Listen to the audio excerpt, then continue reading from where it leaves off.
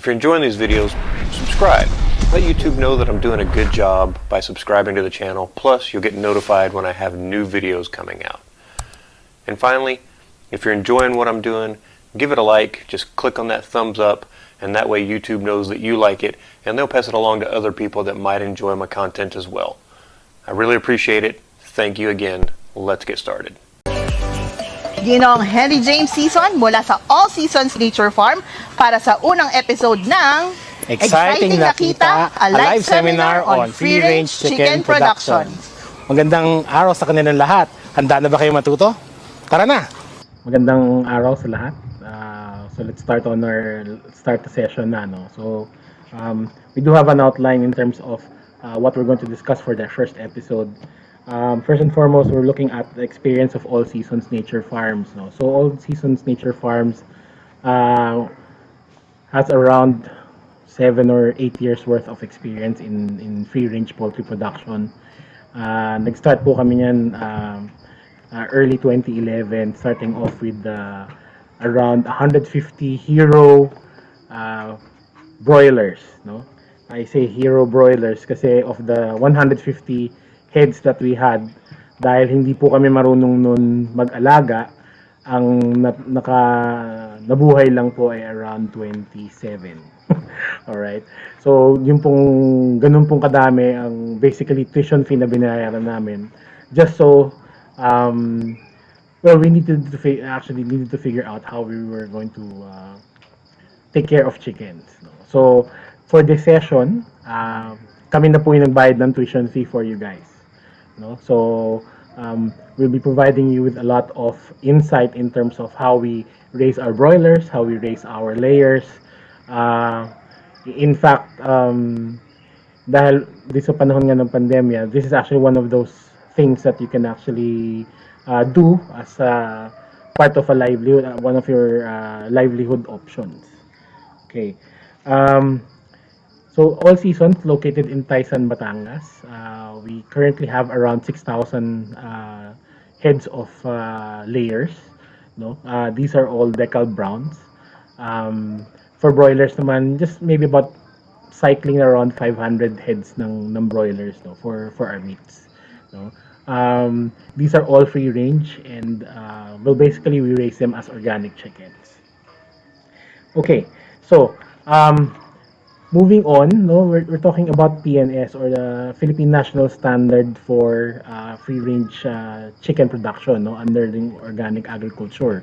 No, so all of our discussions moving forward is really based on PNS at a minimum. No, although there are certain limitations in terms of feed, no, which I will discuss in further detail when we go to the topic of feeds. By and large, we follow the Philippine National Standard where weights of eggs are concerned, or let's say the way that free-range chickens should be raised. Okay? All right. So, so people might ask, bakit po free-range? No? Why do we want to go free-range? There's a variety of reasons why we want to go free-range. No? In the first place, most of the commercial chickens that we eat, or those who are conventionally raised, are caged chickens. No? When you talk about caged chickens, these are largely raised in around they use chickens which are usually Cobb 45s, which are 45 days. No? But in reality, they are raised with a lot of hormones. They have preventive antibiotics that sometimes the growth period for these chickens is actually around 20, sometimes 23 days. Although some people might not want to admit that, no, but it does grow fairly quickly, no. In fact, mas mabilis pa po mag-mature ang manok at 23 to 28 days versus yung tanim niyo pong pechay, which is around 45 days, no, before it matures into a leafy green. Okay, so you might expect that there's a lot of chemicals and synthetic chemicals that actually go into those chickens, no. Now, when you say free range as well, these are not caged; these are cage free, no.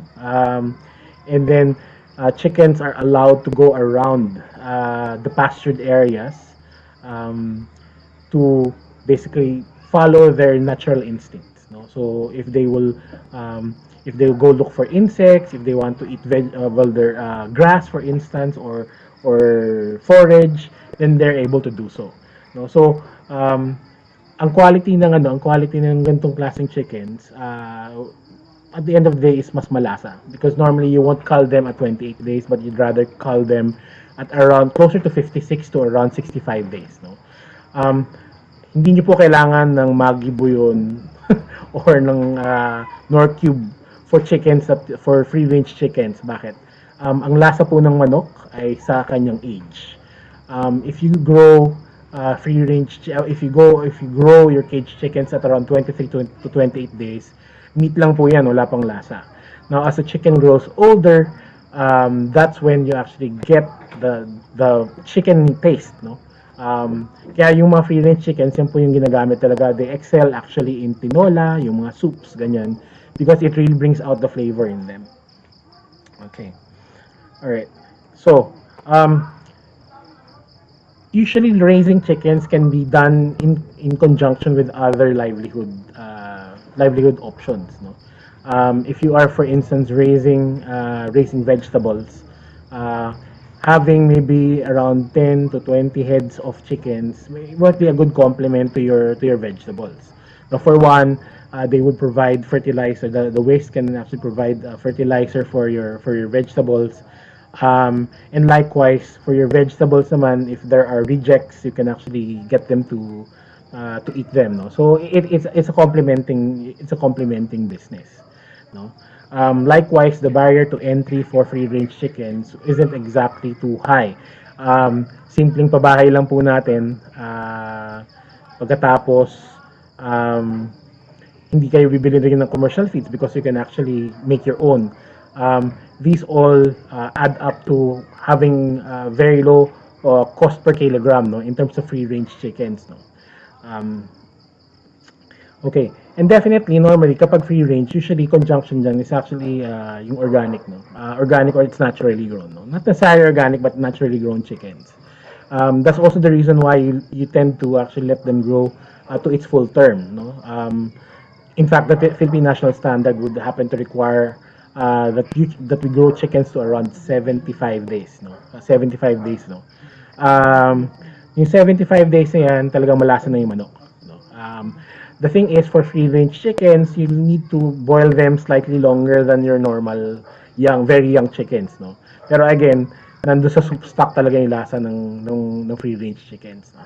And of course, what you feed your chicken results in, of course, if it's safe, natural grains and forage, then obviously when you slaughter them and you eat them, these are again safe food, no? Safe and healthy food for you and your family. No? And then of course, if you do have excess, then option din natin po na pwedeng ibenta yan. Okay, so how do we optimize profits, no, in raising chickens, no? So free range and organic chickens. Lahat po ng sekreto dyan nasa feeds, no? It's all in the feeds, because if you rely on commercial feeds, pinapakita nyo lang po yung feed mills, no? Unfortunately, but that's a story, no?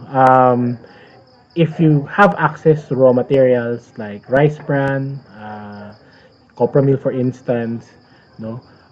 Some of you might opt for azola, for instance, and later we'll talk more about forage.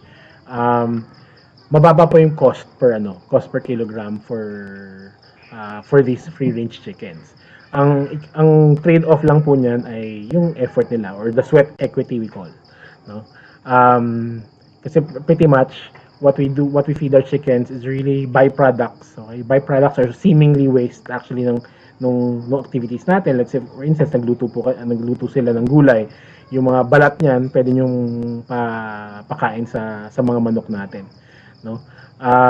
Tapos again, as I said earlier, whatever waste byproducts of chickens can be fermented and be used for your vegetables, no? So it's really it's a closed loop, so to speak, right?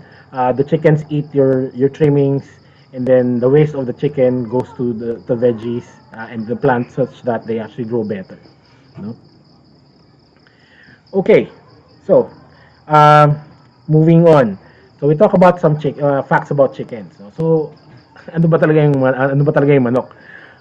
Manok or chickens, as we call them, is very sophisticated social animals. No, they have a hierarchy. No, so that's where the saying there's a pecking order. No, so chickens, whoever are the ones na usually the larger chickens, they're the ones who are actually on top of the hierarchy, no? Bakit? Usually sila yung nambubuli at sila yung kumakain ng karamihan ng feed. Now, unfortunately, chickens are called roosters, no? Ang kalimitan na tanong, kailangan ba ng tandang ah, kailangan ba ng tandang ng hens, no, ng hens ang inahin para mangitlog? Ang sagot po doon sa tanong na 'yon ay hindi po kailangan ng tandang, no. So there's two types of eggs that come out of it, no. So kapag hens lang, so hens, whatever happens when they're mature, will start laying eggs, no. Ang cycle niyan is usually around 23 days, 23 hours, no? 23 hours. So hindi siya malabo na almost every day magle-lay ang egg ang hen. Uh, However, having said that, meron niyang day in a week or two, no, once or twice in a week na it will stop laying, or it will skip a day, no. All right. Now, yung hens, no, hindi the eggs that are not fertilized, right? These are called table eggs, no. So wala pong similya. The nice thing about table eggs is they last longer. So normally pag table eggs, minimum po niya, at least, especially if it's refrigerated, the minimum is around 4 to 5 weeks, right, before it spoils, no.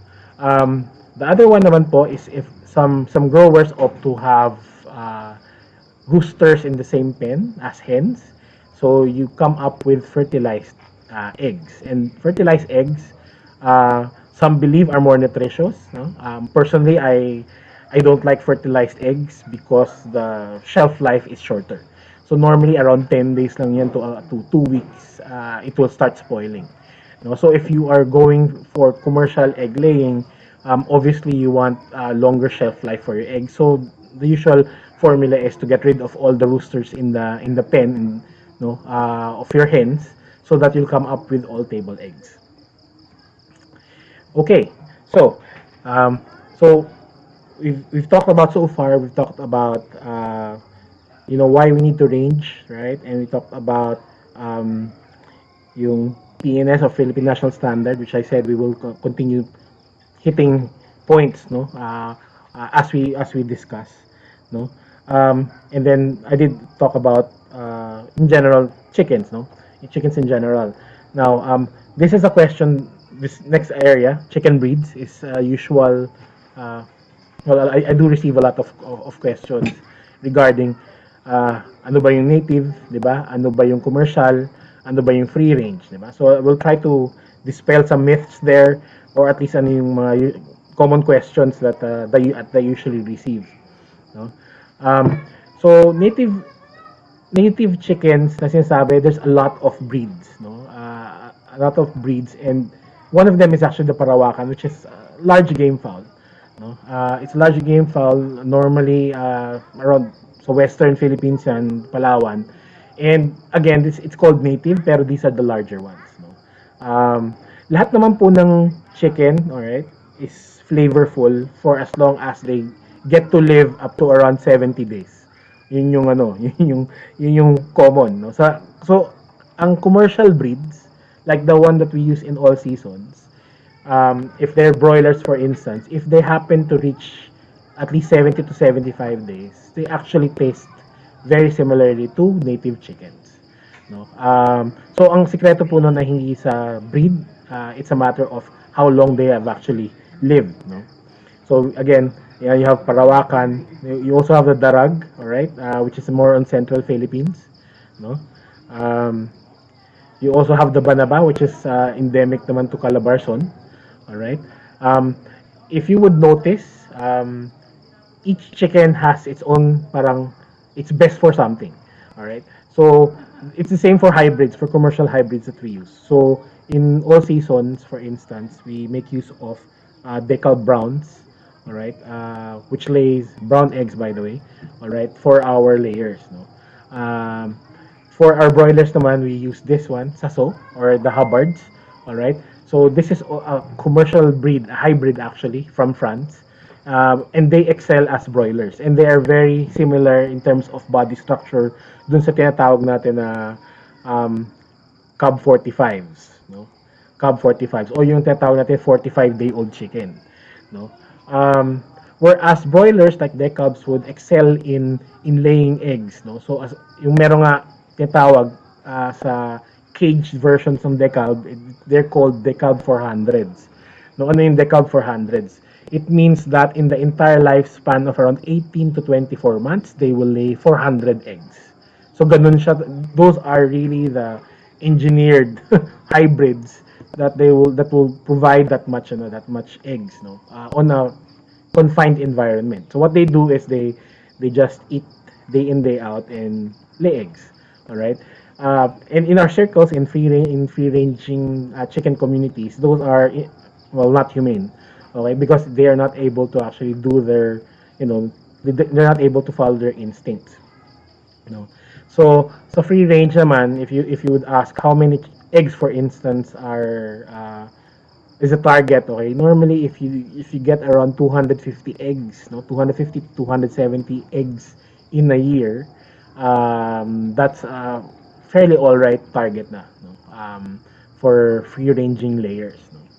Okay, now so going back, no, so for Sason naman, all right, or the Hubbards, for this one naman, usually we call them around 60 to 65 days, and they would weigh around 1.5 kilograms, no, at the time that you want to slaughter them, no. Kapag 1.5 kilograms naman you slaughter them at that weight, it will give you anywhere between 1.1 to 1.3 kilograms of dressed chicken weight, no, which is the usual standard, no, for chickens that you find in grocery stores or in supermarkets and in normal markets, no.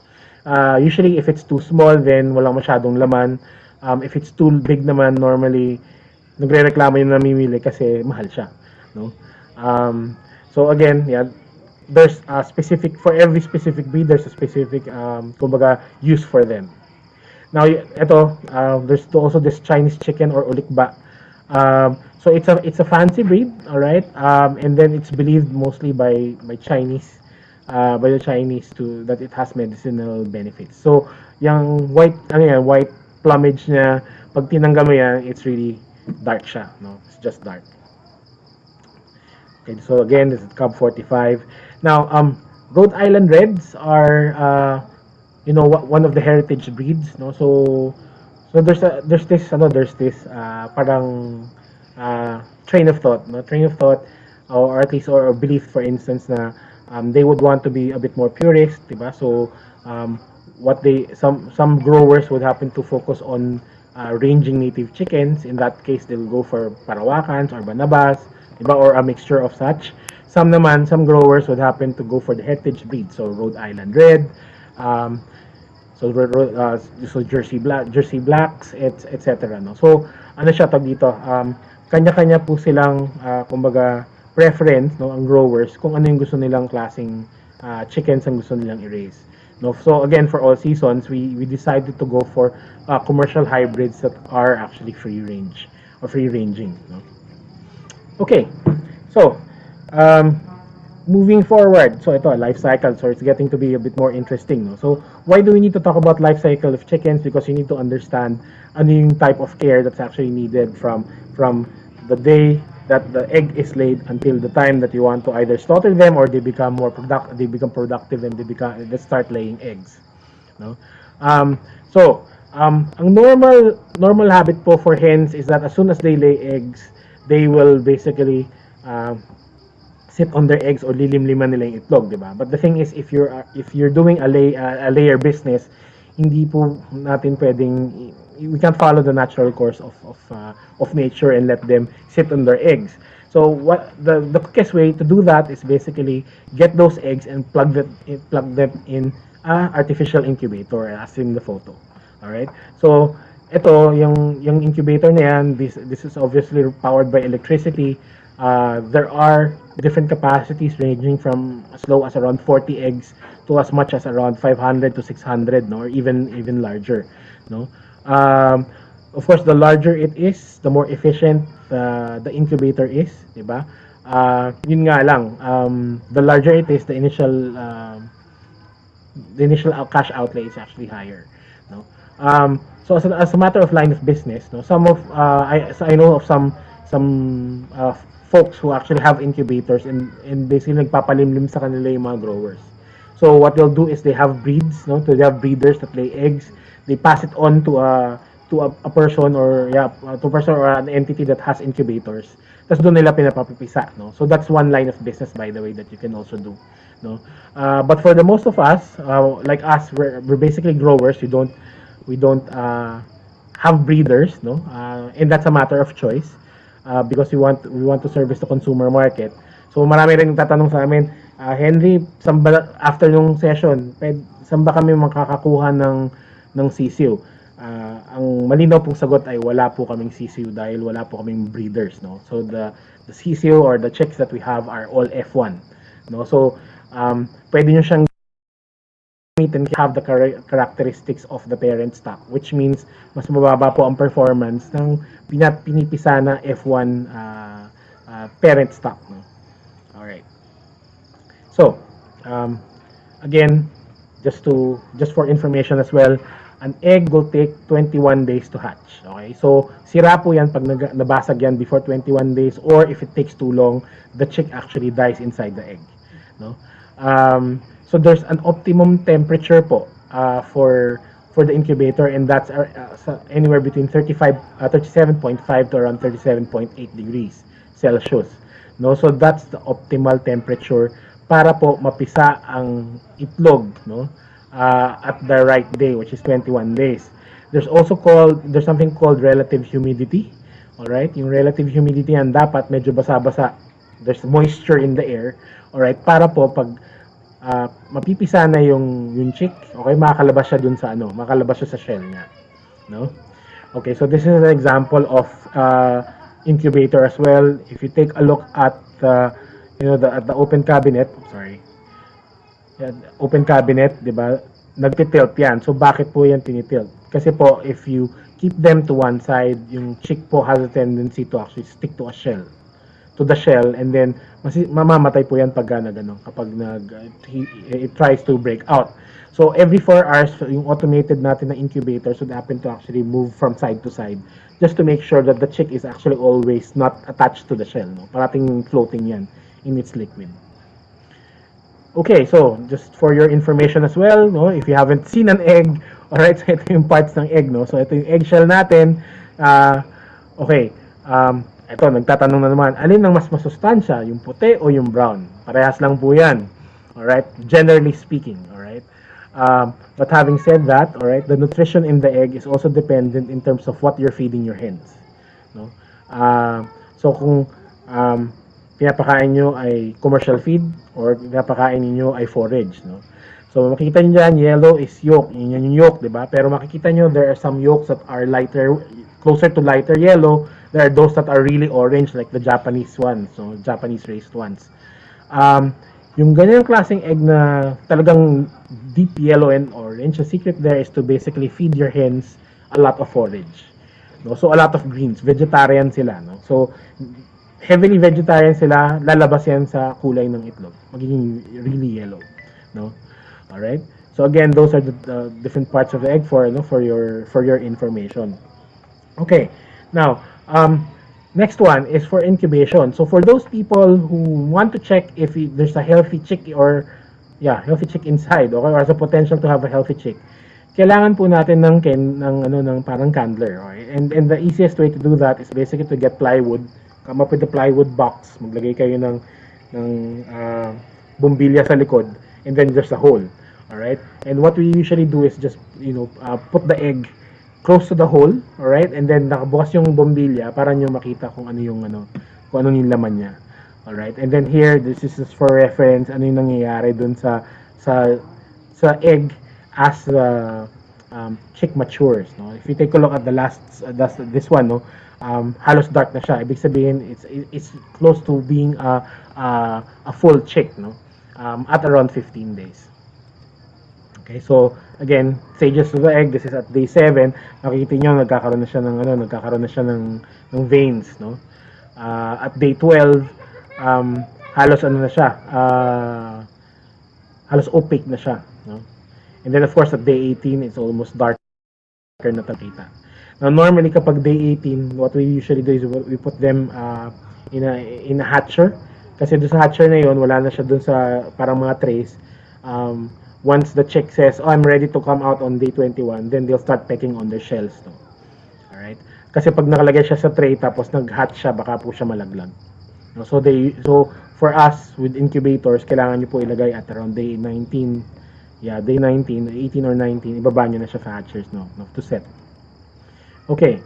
So, if you're in the business of incubating and then coming up with breeders, no, so you need to make sure that your breeder stock is the best, no. Nasa dugo po 'yan, no. You do not propagate a bloodline that is not good or not that's bad, no. So upfront, yun, no deformities in the physical view of the chicken. Bright red comb yung palong po, all right? So it's not deformed, not discolored, and it's red, no. Dry po yung behind ng ating breeder. Bakit po? Kasi kailangan natin yan, hindi sila, yung ipot niya dapat medyo buo, no? Hindi siya masyadong liquid, no? Hindi po rancid, okay? Mabaho po yung yung manok, 'di ba? And then of course your breeder stock should be more agile and energetic, no? And shiny feathers, no? Again, this is just for your reference. Kasi marami magtatanong diyan, ano tawag dito, how do I understand or how do I know if a chicken is good or not? So ito gamitin niyo siyang guide. Now, there's also a lot of questions saying, ano bang okay, day-old chick or ready to lay ang kunin natin, no? Alright, so as a matter of preference for all seasons, we always go for day-old chicks. Bakit po? Kasi pag day-old chicks, we understand and we're the ones who basically raise the chicks to become hens. So we understand ano yung protocols that actually raise them, no? Ang problem po kasi sa ready to lay, hindi po natin alam kung paano sila pinalaki. They might be looking like they're mature chickens, pero kapag kulang po yung nutrition nila during their formative months, all right, hindi po sila magiging good layers, no? So that's the reason why we actually have reservations to buy ready to lay chickens. Okay, so we need to plan out how we're going to take care of our chickens, no? If you happen to start off with day-old chicks, di ba? Ito po yung baseline natin, no? So this is the baseline brooding requirement. So ang kalamitan po na ginagamit natin is heating bulbs, no? So bombilya. So if there's a group of chicks, no, for every batch, that you have to make sure that 1 watt po for every chick that's there in a batch. All right. It's better po to spread out the light source. All right. So for the heat is spread across the brooding area, and the heat has to be correct, di ba? And I will show you ano yung symptoms ng incorrect heating for the brooding area, no? All right. So again, just for your guide, it's 1 square meter po for every 50 chicks, no? That is considered the minimum, no? If you overpopulate po your brooding areas, there's a very high chance po na kapag nagulat yan or pag sobrang mali ang temperature, they will stampede. And if there's a stampede, then you will realize that there will be a lot of chicks that would wind up dead. Okay, so ito po yung indicators natin, no, sa brooding. So pag gagando, nasa gilid po yung mga chicks natin, ang ibig sabihin na po niyan ay masyado pong mataas ang temperature sa gitna, no? Kapag ganito naman po, nagkukumpulan sila sa heat source natin, then the temperature is too low, masyado pong malamig, so kulang. One way to address this is you have multiple light sources across the brooding area. No, para hindi sila magsiksikan doon sa single source. Dito naman po, there's usually a draft, no? A draft wind, no? So may hangin po nakakapunta doon sa brooding area natin. And in this case, we need to make sure na matatakpan po natin yung mga entry points po ng hangin. No, well, ng wind, not hangin but ng wind, no. Now, if you have this, then you are just fine, no. So if they are evenly distributed, 'di ba? Masigla po 'yan, naghahabulan, tuka ng tuka. Normally po kami nagpapatuka kami ng chickens natin, ng day-old chickens namin. Ad libitum po or pasawa po 'yan sa patuka at least for the first 7 to 10 days, no. As good practice, no? Kasi yan yung kailangan talaga nila ng nutrition, no? Kaya yan, this is actually the best setup, no? When chicks are uniform across the brooding area. Okay, water. So when you talk about water naman, it has to be actually hindi lang po daily. You need to clean at least twice a day. Bakit po? Normally meron dyan tumutuntong dun sa feeder water, nalalagyan ng ipot, no? Ng manok, ng chick. So dapat yan malinis po parate. Remember po, if their drinking water is dirty, then it's closer na maaring makakain yan ng microbes that actually can kill your chicks, no. At this age, so from 1 to around 1 to 14 days, chicks are very sensitive to handling for one, and madali pong mamatay, no. So it always has to have food, and they need to have clean water, no? And again, ito po yung optimal brooding temperatures natin, no. As they grow older, you will require a brooding area that is less warm, no. Pwede siya mas mababa ang temperature, no, as they grow older. So this is just an example. Ang ginagamit po namin flat sheet type. So nagdidikit-dikit lang po kami ng flat sheet, no. So we get maybe about 2 or 3 flat sheet. We divide it into 2, tapos dinidikit lang namin ng bamboo stick na para magdikit siya into an oval, no, like this one. All right.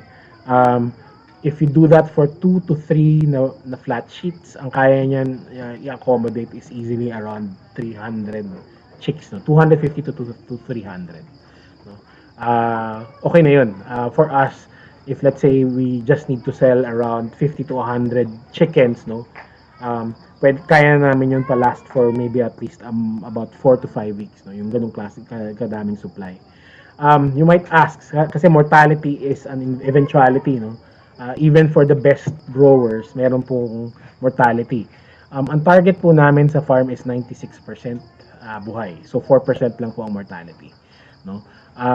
But you will still turn out to be profitable if your mortality is around 10%.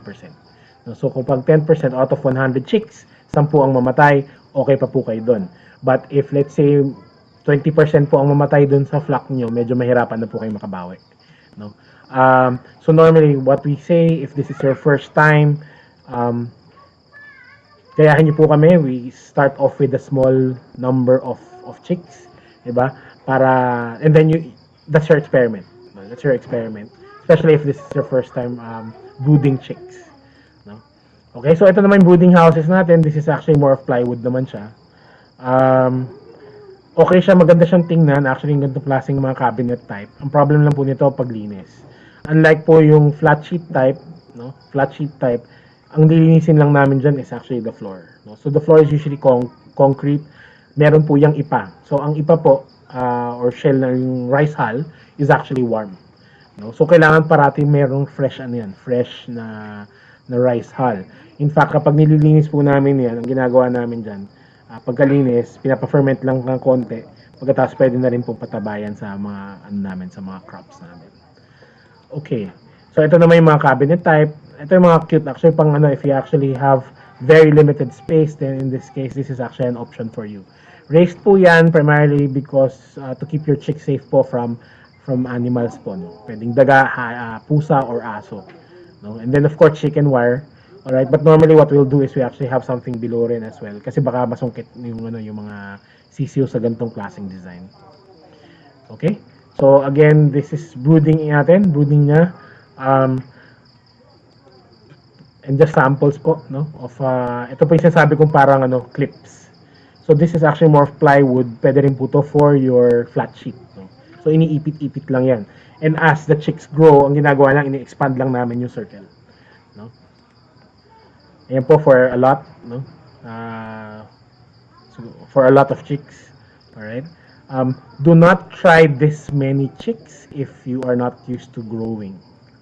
Dahil po, pagka po nagulat yan o nagkamali kayo sa temperature, maghanda po kayo sa mortality. Okay, so usually 1 to 21 days po yan nasa loob ng brooding area for broilers. Bakit? Broilers are hardier because they have bigger, mas bulkier sila, no? But for us, for layers, no? For layers, we keep them to around 32 days, 32 to 35 days inside the brooder. Kasi mas balingkinitan sila, mas smaller yung breed usually ng layers. We keep them safe, no, inside the brooder, no. But for broilers, after 21 days, medyo mas malalaki na yan. Pwede nyo na silang, pwede nyo na sa limited space, no. Katulad nito, no. Still semi-enclosed, alright? Not exactly the ranging area, but good enough basically to, for them to basically forage to some extent, and then meron na yan mga sunlight. Okay? Now, ito dahan-dahan po natin gagawin yan. Hindi po yung bigla ang ilalabas nyo na lang siya tapos bahala na sila. Normally, ang gagawin yan, magdidikit lang po kami ng parang kulob na area or at least a cage area wherein they can still go in and out dun sa normal parang brooding areas nila. No? So, this is another example. No? Again, we are limiting or the area wherein they can actually roam around. Okay? Ayan. So, again, for broilers, after 10 days in the hardening area, pwede nyo na silang pakawalan sa ranging area. Ranging areas for us is also enclosed. Alright? Meaning, meron pong net kami. No? Usually, yung net po na color green, ang eye po niyan is around 1 to 1.5 inches. No? Kasi pag larger than 1.5 inches, yung leeg ng chicken makakapasok na sa loob ng butas at 2 inches. Ang problema niyan, kapag na-startle siya, they'll get entangled in the net and they will basically suffocate. Okay, kaya remember, if you're gonna use that normal net po na green, 1 to 1.5 inches lang po yun. Okay, so space requirement, okay? So again, 75 days because that's what the PNS demands, no? But again, if you're not particular sa PNS, pwede na po yan i-harvest at around 56 days, no? 56 days okay na, diba? Pero of course, as the chicken grows older, as like I said earlier, mas okay yung lasa, no? The older it is. Kaya lang, meron naman, bakit patagalin na lang natin to around maybe 90 or 100? Pag umabot na pa yan ng 100, 110, especially for broilers, kailangan nyo na po dyan ng pressure cooker. Kasi matigas na po yan, no? You basically allow them to range and then they build the muscle and then kukunat na po siya, no? If you stray too far from 75 days. Okay, so anong kailangan space requirement? It's 1 chicken per 1 foot. Alright? 1 chicken per 1 foot or 10 chickens to 1 square meter. Kami po sa farm, we limit them to 3 chickens to 1 square meter. Bakit po? Kasi gusto po namin na mas maraming gagalawin sila, no? Mahirap po kasi pag nagsa-stampede for instance or wala silang masyadong magalawan, no? So we opt but that again, that's our protocol, but the PNS says, this much is fine. Okay? So again, in free range chickens, they have access to open air and sunlight, and they have an option to basically eat fresh grass, insects and worms, no? Again, ito example of a ranging house. All right? Example for ranging, ito talagang bubong lang talaga tapos open yung sides. For us, there'll be some example when we deal with housing, on the topic on housing, makikita nyo kung ano yung mga nasa loob ng bawat ranging house, no? All right, so this is an example one of fences. Ito po yung this is actually more of metal based, no? Pero pwede rin gamitin nyo, as I said, yung color green, no? Green nets, diba? Yung iba ginagamit ay bamboo poles or kawayan. Kami po, we're using GI pipes. BI or GI pipes. Kasi po, matrabaho ang magpalit po ng ranging area yung mga poles po. That's the reason why we opt for metal, no? Or steel bars. All right? Again, ayan.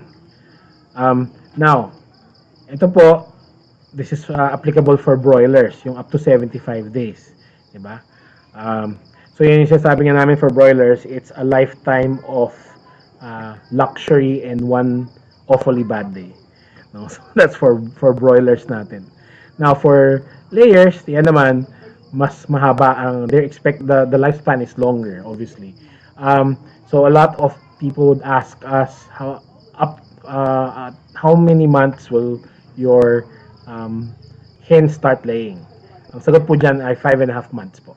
Yung mga early mature, no, mabilis mag-mature, sa 5.5 months or 5.5 months, they'll start laying eggs. And they're productive to around 2 to 2.5 years. No? Depende lang po kung magaling kayo mag-alaga.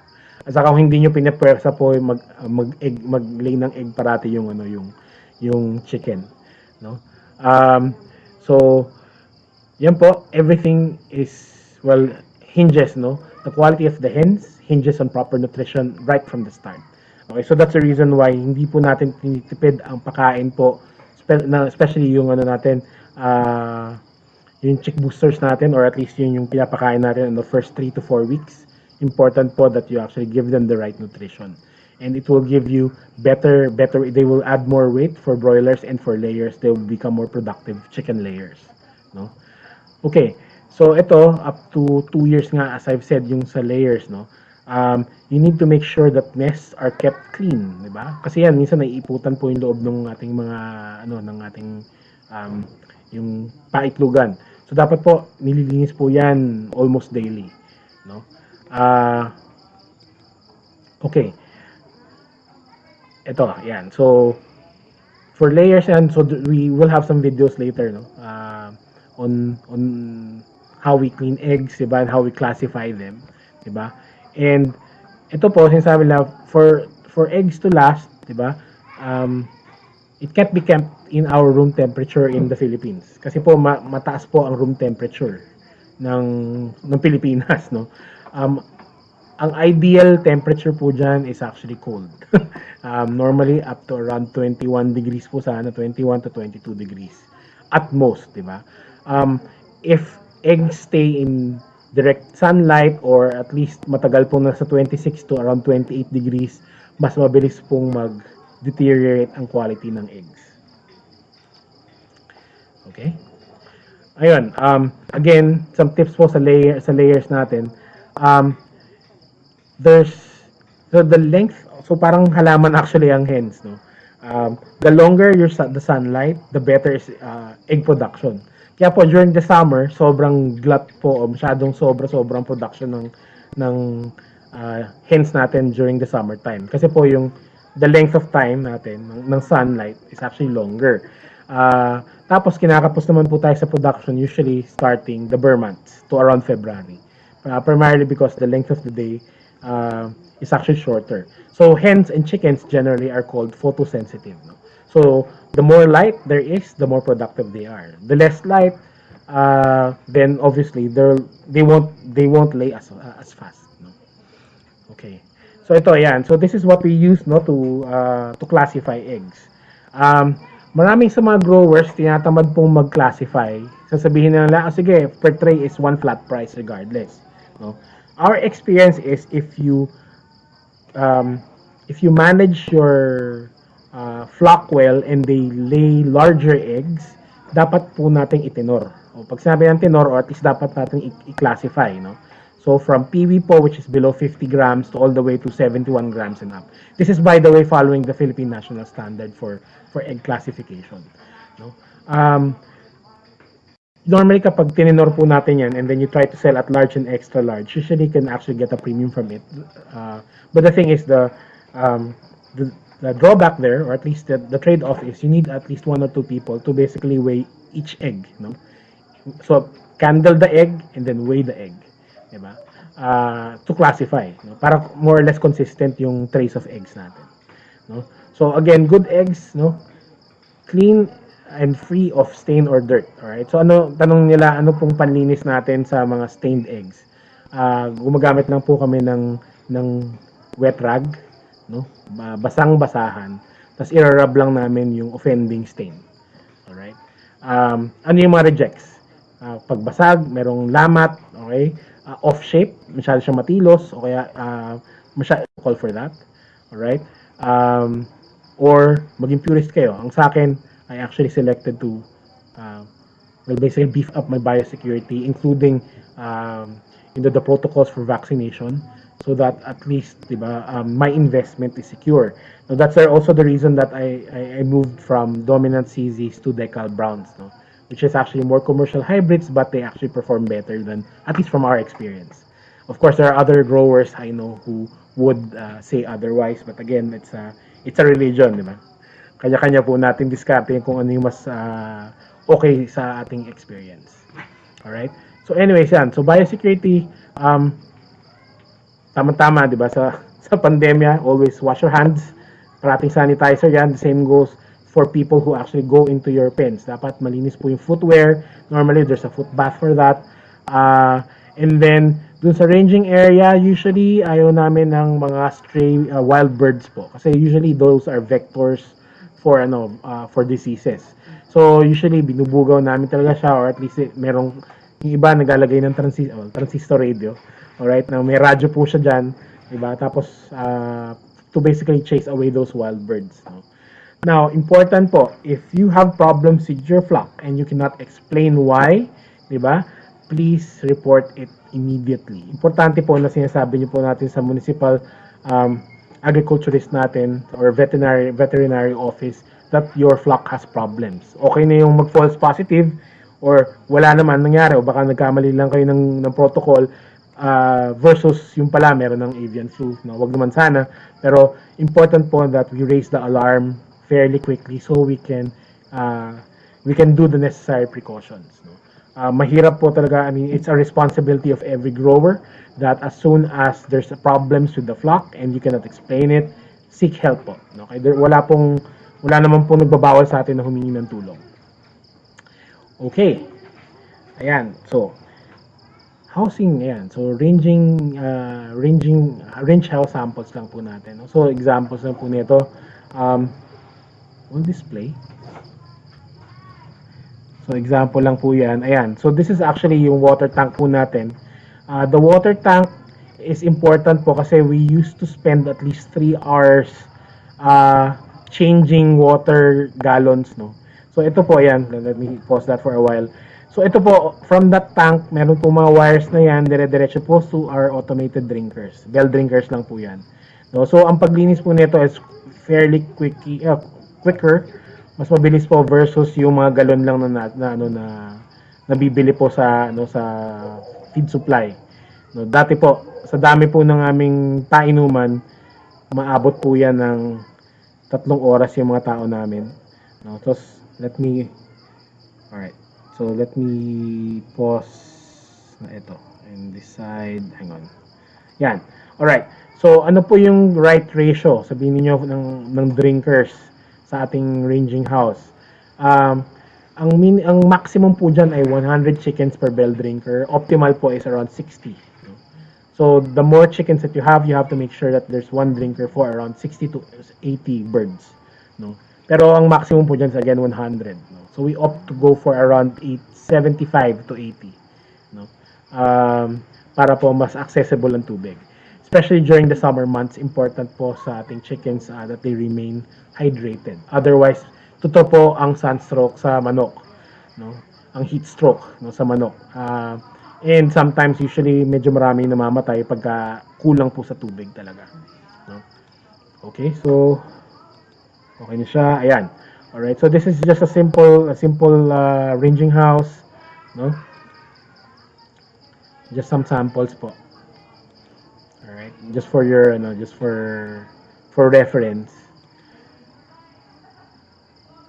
I think there's some videos of our ranging houses. This is actually more elaborate.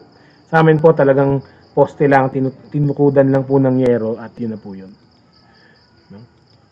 So examples lang po natin yan. So this is a cage, pwede for hardening, for hardening. And then ito po, 4 layers naman po yan, 4 layers. Sample lang ng feeders. No? But usually you do this for smaller volumes of chickens. It's usually the tray feeding pa rin. Cart yan, no? So ito yung nagmo-move naman po yung buong ranging, yung kanilang kulungan, 'di ba? So pag exhausted na yung forage or yung grass, inililipat lang nila yung yung buong kulungan, no? Okay. Ayan, so again, vegetarian yung yung chickens, no? Again, the key to yellow yolks is actually feed them more vegetables. So we also have, so their last topic is actually more on vaccinations or health protocols. For chickens po, it's fairly simple naman po yung protocol natin, especially if you're not averse to vaccination. Unang-una po dyan, usually at most 7 days, we use B1 vaccine po, no, anti-Newcastle's disease, between 1 to 7 days. If you are on ground zero, when I say ground zero, at marami pong NCD incidents po sa area nila, usually kami po nilalagyan po namin on day 1. Pinapatak po namin sa mata rather than water. Bakit po? Mas mahirap po yung sa mata, kaya lang you make sure that every chick is actually vaccinated. Isa pong weakest link lang dyan, tutuloy-tuloy yung NCD, no? Kapag water, no? So kapag sa water supply nyo lang nilagay yung vaccine. So that's NCD, B1. Tapos you have a Lasota booster po ng 14 days, no? Then for broilers, yun na po yun. Wala na kaming ginagawa for broilers. So this is just 2, no? So simple for broilers. For layers, it's a bit more, there's a bit more things that you need to do. Dinideworm po namin siya just before they start laying eggs, which is on the 3.5 to 4th month.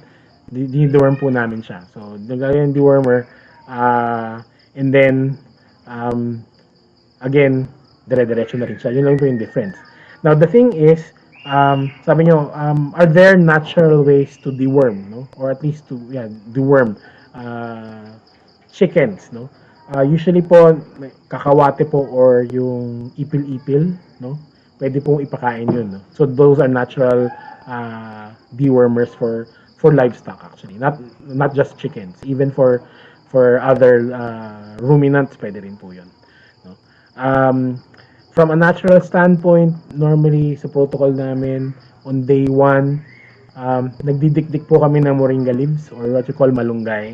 Hinahalo po namin sa murang leaves ng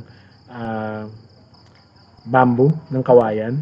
Dinidikdik po namin siya, pagkatapos yun po yung una namin pinapainom sa aming day-old chicks, no? It continues for at least 3 to 5 days bago usual water lang ang binibigay namin sa kanila.